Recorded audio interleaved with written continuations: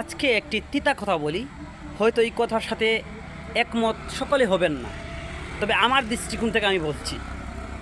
বর্তমান সমাজে আপনার কাছে যদি টাকা না থাকে, তাহলে আপনি পরিবারের বোঝা, আপনি সমাজের বোঝা, আপনি দেশের বোঝা। এজন্য টাকাটা খুবই গুরুত্বপূর্ণ। আমি দেখেছি এদেশের মধ্যে, বিশেষ করে বাংলাদেশের মধ্যে, যদি শিক্ষাগত যোগ্যতা আপনার পাহাড় পরিমাণ থাকে, আপনি তেমন একটা মূল্যায়ন পাবেন না।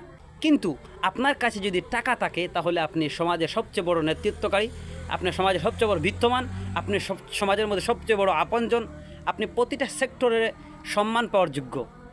এজন্য যুবকদের বলছি, আমার মতন বেকার থেকে কোনো লাভ নেই।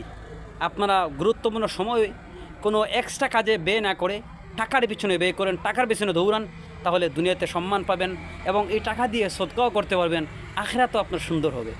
আল্লাহ রাব্বুল আলামিন আমি সহ আপনাদের সবাইকে আমল করার তৌফিক দান করুক। আমিন।